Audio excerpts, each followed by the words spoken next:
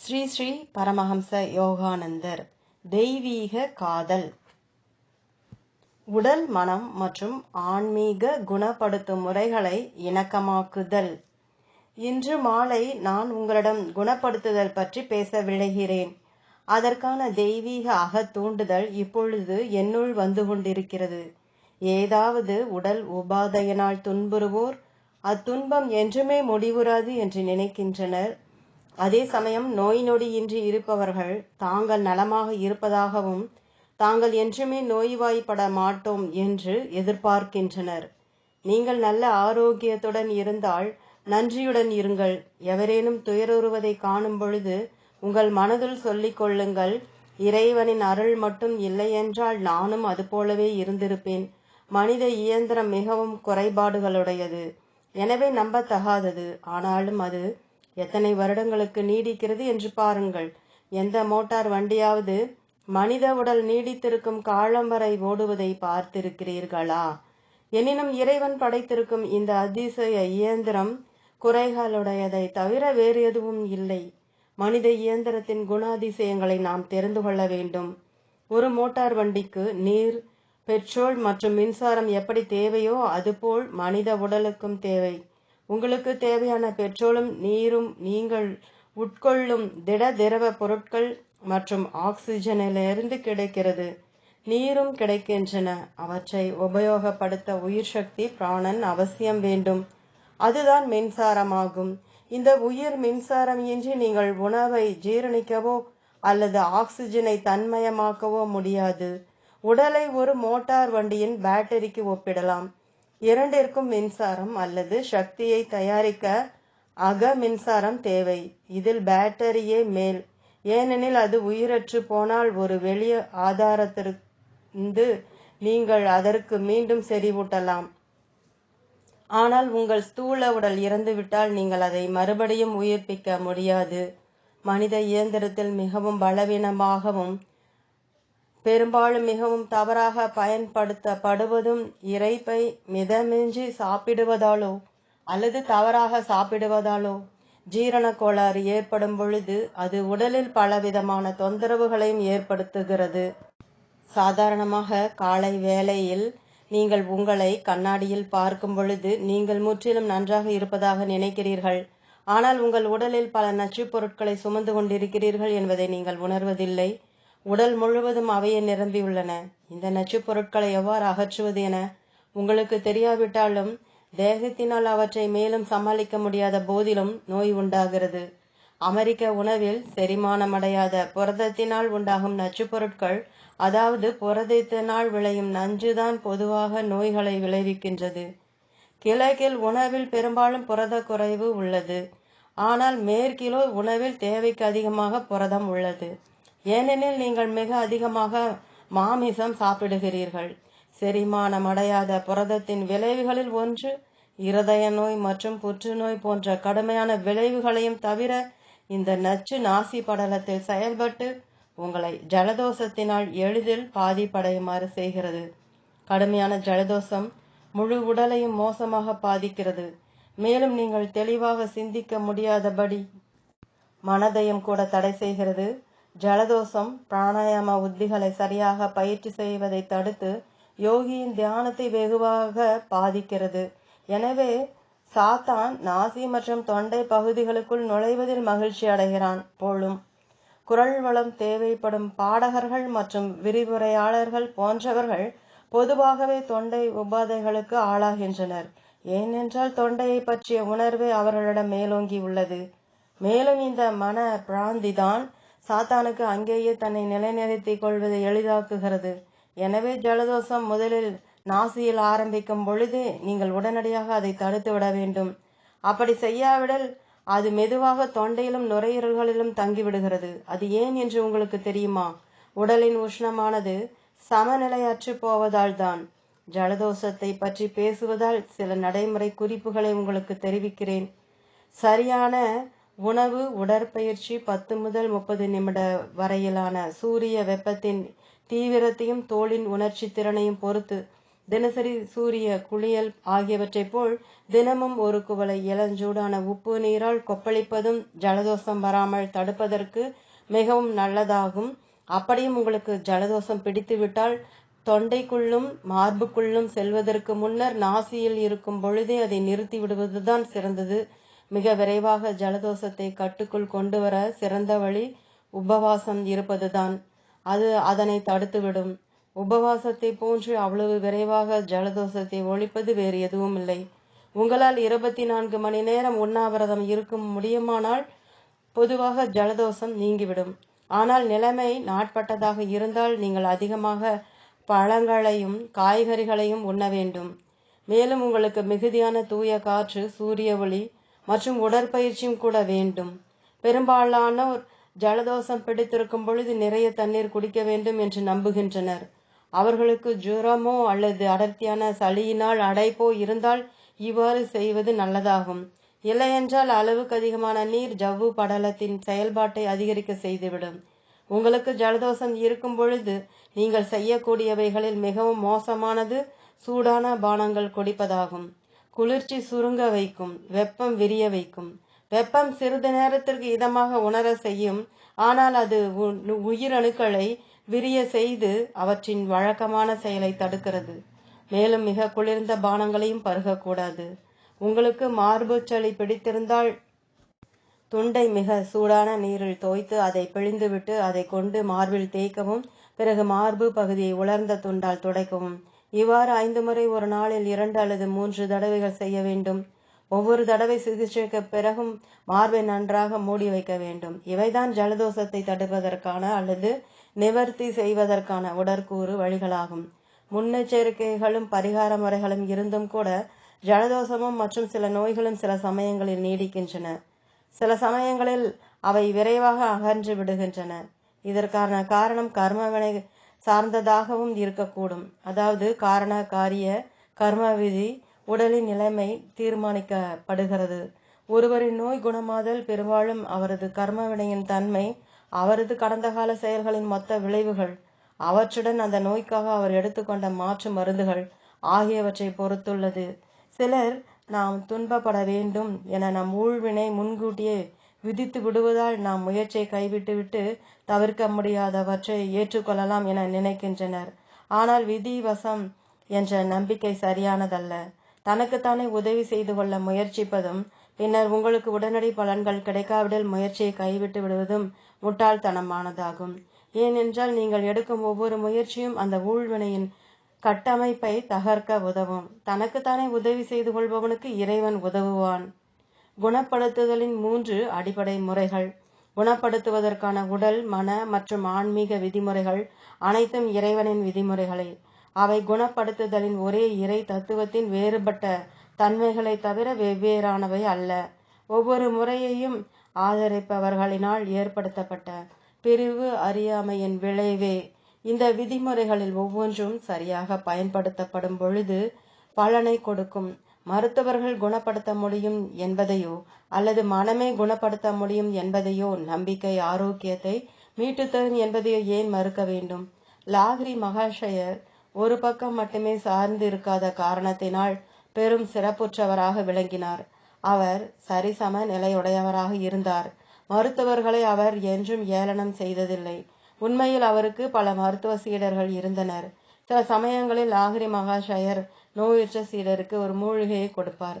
மற்றவர்களுக்கு அவர் நீ நன்றாக இருக்கிறாய் என்று மட்டும் சொல்வார். எப்பொழுதாவது ஒரு மருத்துவரிடம் செல்ல சிபாரிசு செய்வார். அவருடைய குணப்படுத்தும் முறை நோயுற்ற மனிதரின் தன்மையை பொறுத்து அமையும். நான் சில சமயங்களில் சிலரிடம் ஒரு மருத்துவரை நாடும்படி கூறியுள்ளேன்.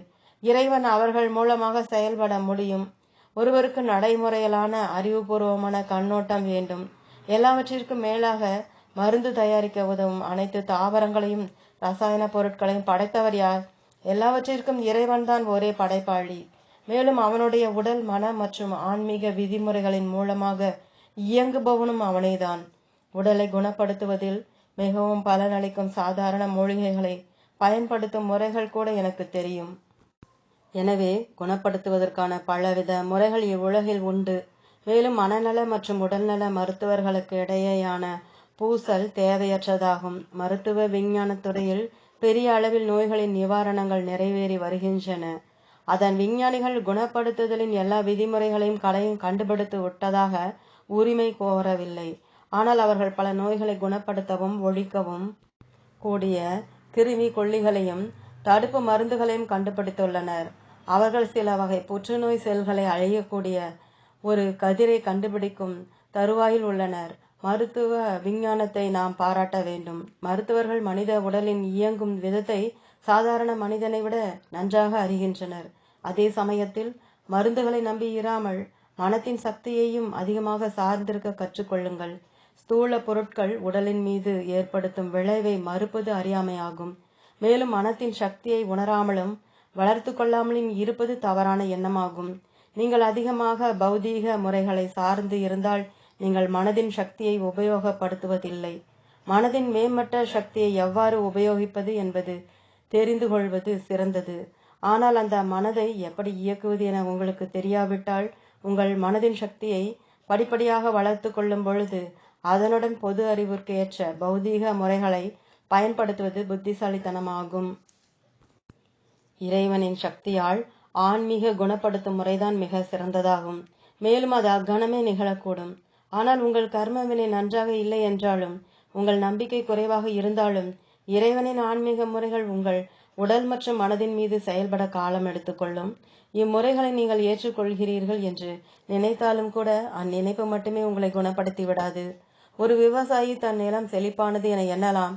அவன் நிலத்தில் விதைகளை விதைக்கிறான். ஆனால் செடிகள் முளைக்கவில்லை. ஏனெனில் அவ்விவசாயி மண்ணின் தன்மையை முதலில் சோதித்து பார்த்து அதனை வளப்படுத்தவில்லை.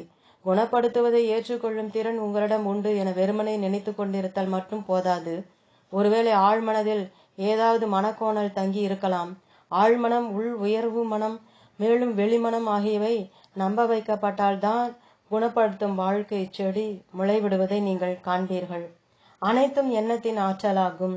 இறுதியான ஆராய்வில் அனைத்தும் எண்ணத்தின் ஆற்றலே என்று நாம் தெரிந்து கொள்கிறோம். உங்கள் உடல், நீங்கள் வசிக்கும் வீடு, பகல் வெளிச்சம், நீங்கள் காண்பவை அனைத்தும் நீங்கள் நன்றாக காண்பதற்கு உதவி செய்யும். இப்பொழுதே நீங்கள் உறங்கி ஒரு தோட்டத்தில் நடப்பது போல் கனவு காண்கிறீர்கள் என நினைத்து கொள்ளுங்கள். திடீரென ஒரு பாம்பு வெளிப்பாய்ந்து உங்கள் காலில் கடித்து விடுகிறது. நீங்கள் பெரும் அச்சத்திற்கு உள்ளாகி கடுமையான வலியை அனுபவிக்கிறீர்கள். உங்களை மருத்துவரிடம் இட்டு செல்கிறார்கள். அவர் உங்களுக்கு ஒரு விஷமுறிவு மருந்து கொடுக்கிறார். மெதுவாக நீங்கள் நன்றாக குணமாகிறீர்கள். இனி வழியே இல்லை. இப்பொழுது கனவுலகில் என்ன நிகழ்ந்தது? நீங்கள் அழகிய தோட்டத்தை ரசித்தீர்கள். பயத்தையும் வலியையும் அனுபவித்தீர்கள். மருந்தினால் சிகிச்சை பெற்ற பின்னர் நன்றாக மருந்தினால் குணமாக ஆகிவிட்டீர்கள். அந்த உணர்வை உணர்ந்தீர்கள். ஆனாலும் இந்த அனைத்து அனுபவங்களும் உங்கள் கனவில் நிகழ்ந்த உங்கள் எண்ணத்தின் பலன்களை தவிர வேறல்ல. நீங்கள் விழித்தவுடன் கூறுகிறீர்கள், நல்லவேளை, என் காலில் எந்த கடியும் இல்லை, எந்த மருந்தும் இல்லை, எனக்கு என்ன நேர்ந்தது? அது ஒரு கனவுதானே தவிர வேறெதுவும் இல்லை. கனவுலகில் பாம்பு கடி, வலி, தோட்டம், மருந்து அனைத்தும் மிகவும் நிஜமாக தோன்றியது. கனவு கடியை குணப்படுத்துவதற்காக நீங்கள் கனவு மருந்தை உட்கொள்ள வேண்டியிருந்தது. ஆனால் அக்கனவுலகில் அந்த கடி, வலி, மருந்து மற்றும் தோட்டம் ஆகியவற்றிற்கிடையே என்ன வேறுபாடு இருந்தது? ஒன்றும் இல்லை. அவை வெவ்வேறு எண்ணங்கள் மட்டுமே. ஆனால் உங்கள் கற்பனை அவற்றிற்கு எப்படிப்பட்ட சக்தியை கொடுத்ததென்றால், ஒரு கனவு பாம்பு உங்களை கடித்தவுடன் நீங்கள் கனவு வலியை உணர்ந்தீர்கள். மேலும் நீங்கள் கனவு மருந்தை உட்கொண்டவுடன் அந்த வலியிலிருந்து கனவு நிவாரணத்தை உணர்ந்தீர்கள். அதுபோலவே இந்த வரையறைக்கட்பட்ட உலகத்தையும் இந்த ஸ்தூல சரீரத்தையும் கனவு கண்டு கொண்டிருக்கிறீர்கள். மேலும் நிகழ்ந்து கொண்டிருக்கும் அனைத்திலும் ஒன்றை ஒன்று சார்ந்துள்ள உண்மையை நீங்கள் ஒப்புக்கொள்ள வேண்டும். இந்த பிரபஞ்ச கனவை கண்டு கொண்டிருக்கும் வேளையில் அனைத்தும் மாயை. அந்த மாயையினால் பாதிக்கப்பட மாட்டேன் என்று நீங்கள் சொல்ல முடியாது. இந்த படைப்பு கனவில் உடல் இருக்கத்தான் செய்கிறது. மேலும் நீங்கள் இந்த உடலில் உள்ளவரை நீங்கள் அதனுடைய இருப்பை ஒப்புக்கொள்ளத்தான் வேண்டும். சடப்பொருட்கள் உண்மையானவை அல்ல என்று நீங்கள் கூற முடியாது. அவை உண்மைதான். ஒன்றை ஒன்று சார்ந்துள்ள கருத்தின்படி அவ்வாறு இல்லையெனில் ஒருவன் விஷயத்தை குடித்தும் அதனால் பாதிக்கப்படாமல் இருப்பான். ஆனால் விஷயத்தை குடிக்கும் சாதாரண மனிதனுக்கு முடிவு மரணம்தான். சட பொருட்களுக்கு உண்மை நிலை இல்லை என அவன் நம்புவது அறிவீனமாகும். அவன் மன்ன பிரம்மையினால் அவ்வாறு கூறுகிறான். கிழக்கு கடற்கரை பகுதியை சேர்ந்த ஒருவர் என்னிடம் சடப்பொருளின் பொய்மையை பற்றிய தன் உயர்ந்த நம்பிக்கையை தற்பெருமையுடன் அவரிடம் கூறிய ஒரு பெண்மணியை பற்றி கூறினார். இந்த நெருப்பு ஒரு மாயை, அது என்னை பாதிக்காது என அவள் கூறினாள். அவர் பதில் ஒன்றும் கூறவில்லை. ஆனால் ஒரு நாள் அவருக்கு ஒரு சந்தர்ப்பம் வாய்த்தது. அப்பெண்மணி பார்க்காமல் இருக்கும் பொழுது தீக்கோளை நெருப்பிலிட்டு வெப்பப்படுத்தி அதை கொண்டு அவளுடைய முதுகை தொட்டார். அவள், ஓ, ஏன் இவ்வாறு செய்தீர் என அலறினாள். அவர் அமைதியாக பதிலளித்தார், நெருப்பு ஒரு மாயை, உன் உடல் ஒரு மாயை, இந்த வழி ஒரு மாயை. அப்படி இருக்க நான் எவ்வாறு தீக்கோளால் உன்னை பாதிக்க முடியும்? அவள் மிகவும் கோபமடைந்தாள். ஆனால் அவர் தன் கருத்தை நிரூபித்து விட்டார். அதாவது, நீங்கள் மாயையில் இருக்கும் காலம் வரை, அதுவரை நீங்கள் சர பொருட்கள் நிஜமில்லை என்று கூற முடியாது. உடலில் உங்களுக்கு ஒரு வலி இருக்கும் பொழுது உடல் ஒரு மாயை என்பதை உணர்வது வெகு கடினம். எனவே நாம் வெறி ஆர்வம் கொண்டவர்களாக இருக்கக்கூடாது. இவ்வுலகில் உள்ள அனைத்தும் இறைவனின் கனவு எண்ணமே என்று நாம் உண்மையிலேயே காணும் அந்நிலையை எட்டும் வரை நாம் நிதானமாக முன்னேறி நம் இச்சா சக்தியையும் மனோசக்தியையும் படிப்படியாக வளர்த்து கொள்ள வேண்டும். உங்களுக்கு மனதை அடக்குவது எப்படி என தெரிந்தால் அது செயல்படும். மனம் மிக வினோதமான ஒன்று. அது சரியாக இருந்தால் உலகம் முழுவதும் வேறு மாதிரியாக நினைத்தாலும் கூட அது சரியே. மேலும் அது தவறாக இருந்தால் உலகத்திற்பின் அனைத்து சக்தியும் அதன் பின்னே இருந்தாலும் கூட அதனை சரியாக்க முடியாது.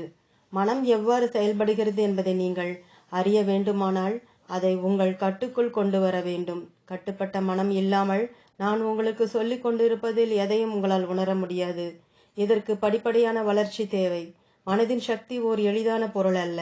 அது வெகு நுட்பமாக செயல்படுகிறது. அதன் நுட்பத்தை புரிந்து கொண்டால் அதன் சக்தியை அறியலாம். மனம் எல்லா பொருட்களிலும் செயல்படுகிறது. மனத்தின் செயல்களை பற்றிய ரகசியம் உங்களுக்கு தெரிந்தால் நீங்கள் இதை உண்மையை காண்பீர்கள். ஒரு தடவை என் வகுப்புகளில் இருந்த ஒரு மாணவி எனது உதவியை நாடினாள். அவள் ஒரு கார் விபத்திற்குள்ளாகி இருந்தாள். அவளது கை முழுவதும் முடமாகி அதன் மீது ஒரு சதை வளர்ச்சியுடன் பெருவிரல் ஒட்டி கொண்டு விரைப்பாக வெளிப்பட்டு இருந்தது. அவளால் அதை மடக்க முடியவில்லை. மருத்துவர்களால் அவளுக்கு உதவி செய்ய முடியவில்லை. முழு அவையினருக்கு முன்னர் நான் அவளது கையை எடுத்து பெருவிரலை இழுத்தேன். அது விடுபட்டு விட்டது. அவளால் அதை அசைக்க முடிந்தது. அவளது கை குணப்படுத்தப்பட்டது. மறுநாள் நன்றி கடனாக இப்பணி தொடர்ந்து நடைபெற உதவுவதற்கு அவள் ஒரு பெரும் நன்கொடை அளித்தாள். பார்த்தீர்களா, நிச்சயம் செயல்படுகிறது. ஆனால் நம்பிக்கையும் அவசியம் வேண்டும். அவளுக்கு இருந்த நம்பிக்கையை போல் உளவியல் விஞ்ஞானியும் உடலியல் விஞ்ஞானியும் சண்டையிட்டுக் கொள்ள வேண்டும் என்பது இறைவனின் விருப்பமல்ல. இருவருமே இறைவனின் விதிமுறைகளுடன் தான் செயல்படுகின்றனர். இந்த உடலானது செயல்பாட்டில் உள்ள மனம் என்பதை தவிர வேறு எதுவும் இல்லை. உடலுக்கும் மனதிற்கும் அவற்றின் வெளி தோற்றங்களில் உள்ள வேறுபாட்டை தவிர அவற்றிற்கிடையே வேறு எந்த வித்தியாசமும் இல்லை. உடல் ஒரு பருமன் நிறைந்த வெளிப்பாடு, மனம் ஒரு நுண்மையான வெளிப்பாடு. H2O அதனுடைய மூல பொருட்களின் வடிவத்தில் கண்ணுக்கு புலப்படாதது. உறைவிக்கப்படும் பொழுது இந்த வாயுக்கள் நீராக ஒரு திரவமாகின்றன. நீர் உறையும் பொழுது அது பனிக்கட்டையாக ஒரு திடப்பொருளாகின்றது. எப்படியானாலும் கண்ணுக்கு புலப்படாத H2Oவும் அதாவது நீரும் திட பனிக்கட்டியும் அடிப்படையில் வேறானவை அல்ல. எவ்வாறு H2O நீராகவும் பனிக்கட்டையாகவும் தோற்றமளிக்க முடிகிறதோ அதுபோல் மனமானது உயிராகவும் உடலாகவும் தோன்ற முடியும். மின்னாற்றல் வாய்ந்த அல்லது திரவ உயிர் மற்றும் திட ஸ்தூல மனம் கண்ணுக்கு புலப்படாத மனிதன் அல்லது ஆன்மாவாகும். உயிர் அல்லது பிராணன் திரவ மனமாகும். மேலும் உடல் பர்மனான அல்லது திட மனமாகும். ஒரு எளிய தத்துவம்தான், ஆனால் அனுபூதி அடைதல் மிகவும் கடினம். உங்கள் மனதின் வலிமையினால் உடலிலுள்ள உடலிலேயும் கூட நீங்கள் மாற்றங்களை செய்ய முடியும். உங்கள் மனதை தவிர உடலுக்கு வலிமையை தருவது வேறு எது? உடலின் ஆரோக்கியமான தூண்டுதல் மூலம் மனதை நீங்கள் நல்லவாறு உணர செய்யலாம். உயிரின் தூண்டுதல் மூலம் நீங்கள் மனதையும் உடலையும் நல்லவாறு உணர செய்யலாம். அவை அனைத்தும் ஒன்றுக்கொன்று தொடர்புடையவை. உடல் மனதை பாதிக்கிறது மற்றும் மனம் உடலை பாதிக்கிறது. ஏனெனில் அவை தங்களுக்கு இடையே தொடர்புடையவை. எனவே மனதின் மூலமாகவும் உடலையும் உடலின் மூலமாக மனதையும் பாதிக்க முடியும். இதனால் தான் பலர் மகிழ்ச்சியாக இருக்க வேண்டுமெனில் மது அருந்தியாக வேண்டும் என நினைக்கின்றனர். மீண்டும் உடலுக்கும் மனதிற்கும் இடையேயான தொடர்பு. ஆனால் 1000 பாட்டில்கள் மதுவும் கூட ஏற்படுத்த முடியாத ஆனந்தத்தை நான் வெறும் மன வலிமையினாலேயே அழிவையூட்டும் பக்க விளைவுகள் இன்றி உண்டாக்க முடியும். மனம் நீங்கள் விரும்பும் எதையும் உங்களை செய்ய வைக்க முடியும். ஆனால் அந்த சக்தியை நீங்கள் முழுமையாக வளர்த்து கொள்ளும் வரை சிறு சிறு விஷயங்களில் முதலில் சோதித்து பார்க்க வேண்டும். மன வலிமையை வளர்த்து கொள்ள நீங்கள் இடைவிடாமல் உழைக்கவில்லை எனில் திடீரென்று அதனை முழுமையாக சார்ந்திருக்க முயல வேண்டாம். உடலின் மீது மனம் உண்டாக்கும் விளைவுகளை குறைத்து மதிப்பிட வேண்டாம். ஆனால் மனதின் சக்தி செயல்படுகிறது என்று நீங்கள் அறிந்து கொள்ளும் வரை மனதை படிப்படியாக வளர்க்க வேண்டும் என்பதை நினைவில் கொள்ளுங்கள். எப்பொழுது மருந்துகளை உட்கொள்ளுகிறவர்கள் மருந்தையும் மருத்துவர்களையுமே முழுதும் சார்ந்து உள்ளவர்களாக ஆகிவிடுகிறார்கள். ஆனால் மன வலிமையின் மீது வெறி ஆர்வம் உள்ளவர்களோ மருத்துவ உதவி தங்களுக்கு தேவைப்படும் பொழுது அதனை மறுத்து பெரும்பாலும் தமக்கு தாமே பெரும் தீங்கிழைத்துக் கொள்கின்றனர். இறைவனின் விதிமுறைகளை பற்றிய உங்களுடைய அறியாமைக்கு நீங்கள் மன்னிக்கப்பட மாட்டீர்கள். அதன் விளைவுகளினால் நீங்கள் துன்பப்பட்டு தீர வேண்டும். நீங்கள் பகுத்தறிவை பயன்படுத்த வேண்டும். வெட்டுப்பட்ட விரலின் மீது அயோடின் தடவுதல் போன்ற சிறு பரிகாரங்களை தெரிந்து வைத்து உபயோகிப்பது சரியே. மனம் குணப்படுத்திவிடும் என கூறிக்கொண்டு நோய் பரவும் அபாயத்திற்கு ஆளாவதில் என்ன அர்த்தம் உள்ளது? உங்கள் விரல் உடைந்து விட்டால் உங்கள் மனம் அதை நேர்படுத்தி விட முடியுமா? அது மறுபடி நேராக வளர்வதற்கு ஏதாவது அதை சரியாக பொருத்தி வைக்க வேண்டும் என பகுத்தறிவு உங்களுக்கு தெரிவிக்கிறது.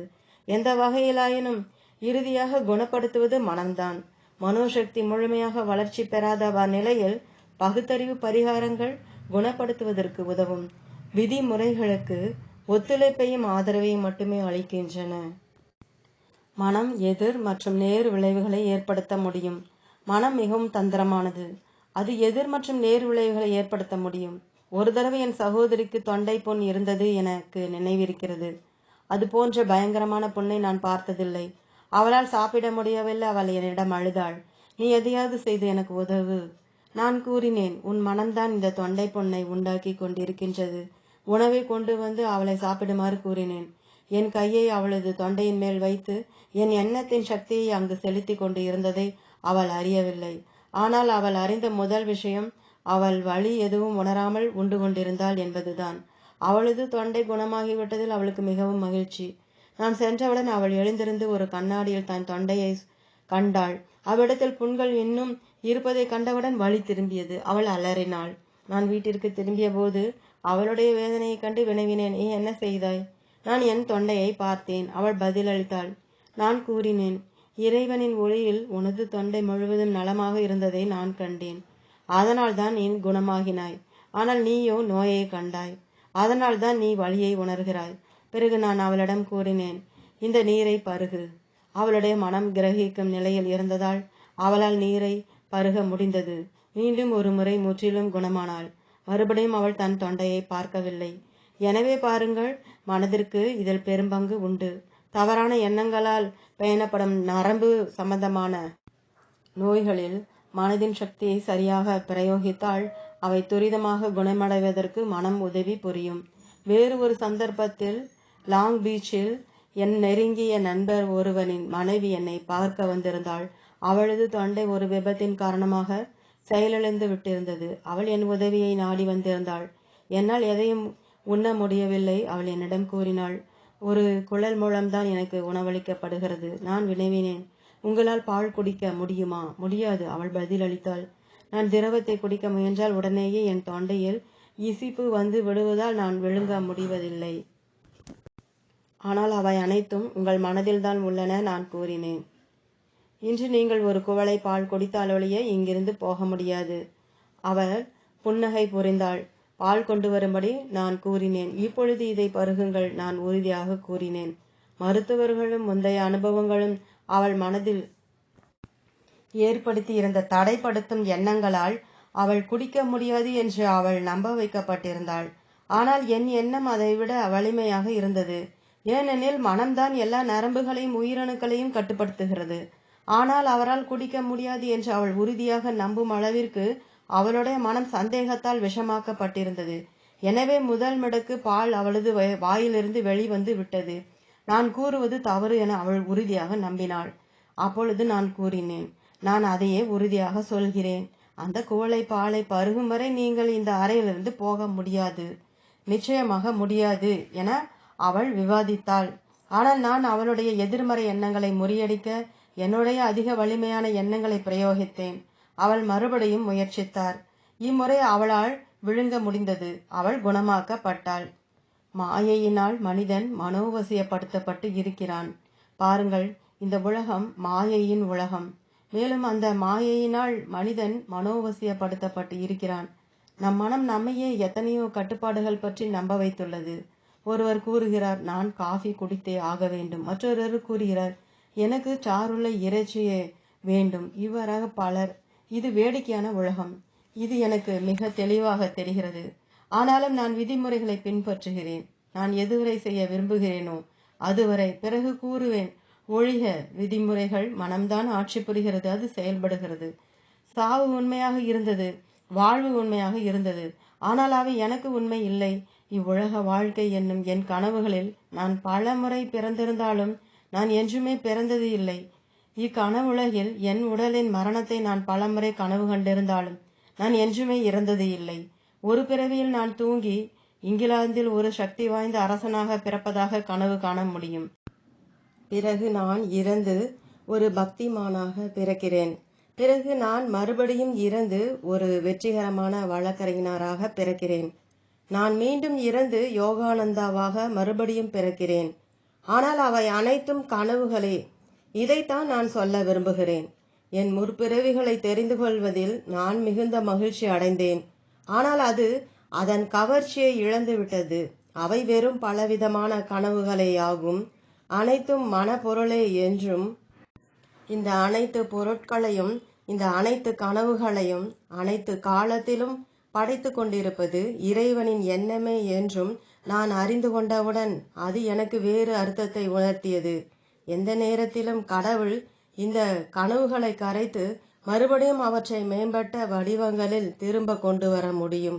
ஆனால் அந்த முடிவற்ற பெருமனதிலிருந்து எதுவும் அழிக்கப்படுவதில்லை. ஒவ்வொரு கனவும் அங்கே சாசுவதமாக பதிக்கப்பட்டுள்ளது.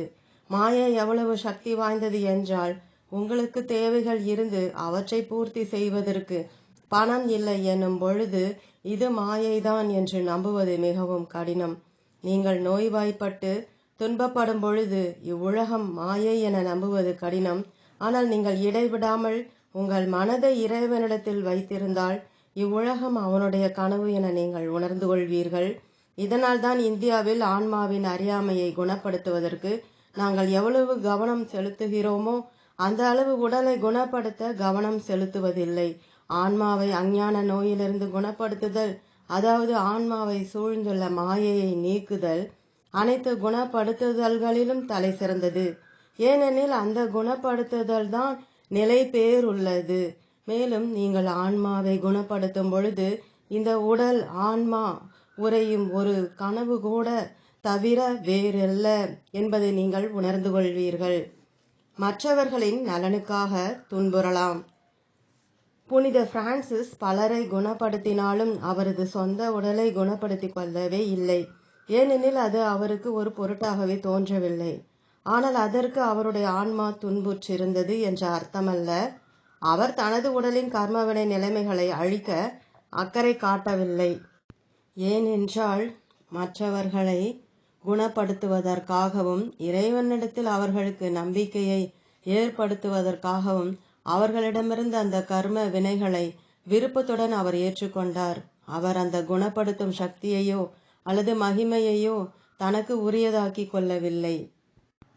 மக்கள் உங்களை எவ்வளவு அற்புதமானவர் என்று தெரிந்து கொள்ள வேண்டும் என்று விரும்புகிறீர்களோ அவ்வளவு தாழ்ந்தவராகி விடுவீர்கள். உங்கள் மனோசக்தியை ஆடம்பர விளம்பரத்துடன் வெளிப்படுத்தி காட்ட எவ்வளவு அதிகம் முயற்சிக்கிறீர்களோ அவ்வளவு குறைந்த மனோசக்தியை நீங்கள் பெற்றிருப்பீர்கள். உங்கள் மனசாட்சியின் முன்பும் சர்வ வல்லமை பொருந்திய இறைவனின் முன்பும் நீங்கள் மாசற்றவராக, ஆணவமற்றவராக நிற்க வேண்டும். அப்பொழுது அவன் உங்களுக்கு அற்புத சக்தியையும் அனுபவங்களையும் வழங்கி அருள்வான். எவரும் துன்பத்திலிருந்து தப்ப முடியாது. இயேசுநாதர் கூட துன்புற்றார். அவர் நோய்வாய்ப்பட தேவையில்லை எனினும் அவர் தன் சொந்த சரீரத்தில் மற்றவர்களின் பாவங்களையோ அல்லது கர்மவினைகளையோ ஏற்றுக்கொண்டதனால் சிலுவையின் மீது அவர் பெருந்துன்பமுற்றார். மற்றவர்களின் நோயை குணமாக்குவதற்காக தன்னை அர்ப்பணித்துக் கொண்ட மருத்துவர் தனது சொந்த சரீரத்தின் நலனை பற்றி அச்சமுற மாட்டார். உதாரணத்திற்கு, என் தேகம் சரீர தொந்தரவுகளுக்கு உட்படுத்தப்படும் எனில் அது நான் விதிமுறைகளை மீறி இருப்பதனால் அல்ல, ஆனால் பலருடைய கர்மவினைகளை நான் ஏற்றுக்கொண்டிருப்பதால் தான். கிறிஸ்துமஸிற்கு சிறிது முன்பு இந்த முழங்கால் மூட்டு செயலிழந்து போகுமாறு எனது கால் முறுக்கி கொண்டு விட்டது. இதற்கு மேல் நேற்று ஒரு பாறையின் மீது ஏறும் பொழுது அது இன்னும் அதிகமாக திருகி கொண்டு விட்டது.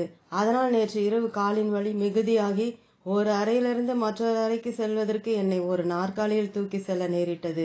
இருந்தாலும் பாருங்கள், இன்று நான் உங்களுடன் இருக்கின்றேன். இந்த காலில் வலியும் இல்லை. எப்படி? மனசக்தியின் மூலம்தான். எப்படியாயினும் என்னுடைய விஷயமே வேறுதான். நான் இந்த காலை குணப்படுத்த மன வலிமையை பயன்படுத்தினேன் என்பதனால் அல்ல, என் சரீரத்தை நான் இறைவனுக்கு அழித்து விட்டேன். மேலும் அவன் விரும்பியவாறு வேண்டுமானாலும் செய்து கொள்ள விட்டு விடுகிறேன். கிறிஸ்துமஸிலிருந்து இந்த கால் எனக்கு தொந்தரவு கொடுத்து வந்தாலும் இவ்வாறான சத்சங்க நிகழ்ச்சிகளுக்கு நான் வரவேண்டிய நேரம் வரும்பொழுது நான் கேட்காமலேயே இறைவன் எல்லா வழியையும் அகற்றி விடுகிறான். என் முழங்கால் மூட்டு அதிக பாதிப்பு அடைந்திருந்ததால் இன்றிரவு பேச வரவேண்டாம் என பக்தர்கள் என்னை வற்புறுத்தினார்கள். ஆனால் என்னை வரவேண்டாம் என கேட்டுக்கொண்டதற்காக நான் அவர்களை கடிந்து கொண்டேன். துன்புறுதலோ இல்லையோ, இறைவனின் சித்தம் எதுவோ அதுவேதான் என் சித்தமும். பாருங்கள், இன்று மாலை நான் இங்கே உங்களுடன் இருக்கிறேன். இறைவனின் அருளால் இன்று இரவு இங்கே உங்களுடன் இருக்க 3 மாடிகள் இறங்கி நடந்து வந்துள்ளேன். மாயையிலிருந்து விடுபட இறைவனிடத்தில் விழித்தெழுங்கள். எனவே இதுதான் மிகச்சிறந்த முறை. இறைவனை அதிகம் சார்ந்திருங்கள். இறைவனின் சக்தி மிக உயர்வானது. அவனுடைய குணப்படுத்தும் திறனை பெறுவதற்கு மிகச்சிறந்த திறவுகோள் அந்த எல்லையற்ற சக்தியிடம் நம்பிக்கை வைப்பதாகும். மேலும் அதே சமயம் உங்கள் சரீரம் ஒரு கனவென்று உணர்ந்து அதற்கு அதிக கவனம் செலுத்த வேண்டாம். எதற்கு அதை பற்றி அளவுக்கு அதிகமாக அக்கறை காட்ட வேண்டும்? சரீரத்தை பற்றி நியாயமான அக்கறை எடுத்துக்கொண்டு பின்னர் அதை பற்றி நினைக்காதீர்கள். சரீரத்தை பற்றி அக்கறை கொள்ள வேண்டாம் என கிறிஸ்து கூறிய பொழுது அவர் இதைத்தான் குறிப்பிட்டார். மேலும் இறைவனை பற்றி இடைவிடாத விழிப்புடன் இருங்கள். உங்கள் மனதை அவன் மீது வைத்திருங்கள். அதனால் இவ்வுலகம் அவனது கனவு என்பதை அவன் உங்களுக்கு காண்பிக்க நேரலாம். நியாயமாகவும் அறிவுபூர்வமாகவும் சரீரத்தை மறுக்காமல், ஆனால் இறைவன் திடீரென்று மாயையின் கட்டுகளை விளக்கும் அளவு அவன் நிலையிலேயே வாழ்ந்தீர்களானால், நீங்கள் வற்புறுத்த அஞ்சும் இந்த பலவீனமான சரீரம் அவனுடைய என்ன கருத்தே என்பதும் நீங்கள் அச்சமுறுவதற்கு ஒன்றுமே இல்லை என்பதும் உங்களுக்கு தெரிய வரும். இதுதான் பரிபூரண நிலை. இதனால் தான் இயேசுநாதர் கூறினார், இந்த ஆலயத்தை சரீரம் அழியுங்கள், 3 நாட்களில் நான் அதை எழ செய்கிறேன். நான் இன்றிரவு எதை பற்றி சொல்லிக் கொண்டிருக்கிறேனோ, அதாவது மனம்தான் அனைத்தும் என்பதை அவர் உணர்ந்திருந்தார். பெரும்பாலானோருக்கு அவர்களுடைய கர்மவினையின் குறிப்புரை மிகவும் வலிமையாக இருப்பதால் இந்த இறை தத்துவத்தை அவர்களால் புரிந்து கொள்ள முடியாது. ஆனால் நினைத்து பாருங்கள், எத்தனை முறை ஸ்தூல சரீரத்துடன் இவ்வுலகில் பிறந்திருப்பீர்கள். மேலும் எத்தனை முறை தீய பழக்கங்களை உண்டாக்கி அவற்றை வென்றிருப்பீர்கள். எத்தனை முறை மகிழ்ச்சியையும் துக்கத்தையும் இன்பத்தையும் நோயையும் முதுமையையும் மரணத்தையும் அனுபவித்து இருப்பீர்கள். நீங்கள் இந்த சுய மனோவசியத்தில் எத்தனை காலம் தொடர்ந்து இருப்பீர்கள்? அதிலிருந்து வெளியே வாருங்கள். பகவான் கிருஷ்ணர் போதித்தார். பகவத்கீதை அத்தியாயம் 12 ஸ்லோகம் 7. இத்துயர கடலிலிருந்து மேலுக ஓ அர்ஜுனா, ஓ புயர்வுற்ற இறைவனுடன் ஒன்றியிருங்கள். இறைவனிடத்தில் விழித்தெழுங்கள். அவனில் நீங்கள் விழித்தெழுந்த உடனேயே அச்சம் என்பதே இருக்காது.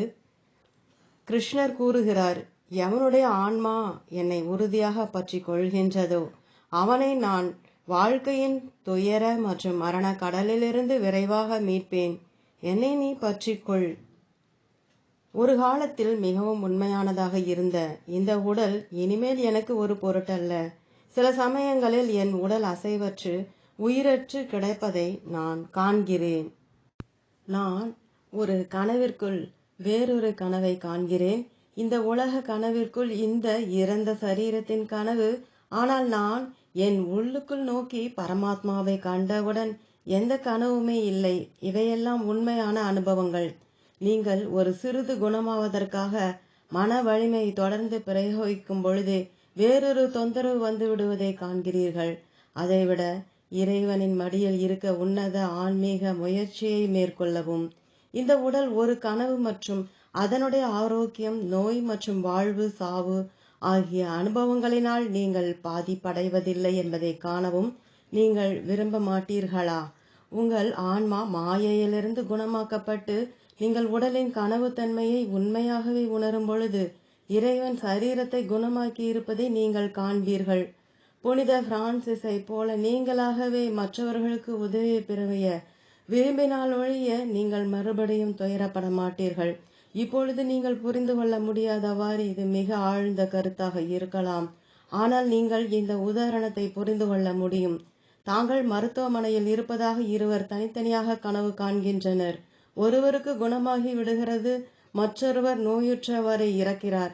முதலாம் அவர் நினைக்கிறார், ஆகா, நான் எவ்வளவு மகிழ்ச்சியாக இருக்கிறேன், எவ்வளவு ஆரோக்கியமாக இருப்பதாக நான் உணர்கிறேன். மற்றொருவர் நினைக்கிறார், நான் மிகவும் நோயுற்று இருக்கிறேன், என் நிலை எவ்வளவு பரிதாபமானது. ஆனால் அவர்கள் தங்களுடைய கனவுகளிலிருந்து விழித்தவுடன் தாங்கள் நோயுற்றும் இல்லை, குணப்படுத்தப்படவும் இல்லை என்பதை இருவரும் உணர்கிறார்கள். உண்மையில் நோயோ அல்லது ஆரோக்கிய குறைவோ இல்லவே இல்லை. மாயை இந்த அனுபவங்களை ஏற்படுத்துகின்றது. அனைத்தும் இறைவனின் உறைந்த எண்ணமே, இறைவனின் உறைந்த கனவே என்பதை நீங்கள் உணர்ந்தவுடன் பின்னர் அவனுடைய இந்த லீலையை நீங்கள் பொருட்படுத்த மாட்டீர்கள். நோய் மற்றும் ஆரோக்கியம் என்னும் கனவிலிருந்து, இருமை கனவிலிருந்து நீங்கள் விழித்து கொண்டு விட்டீர்கள்.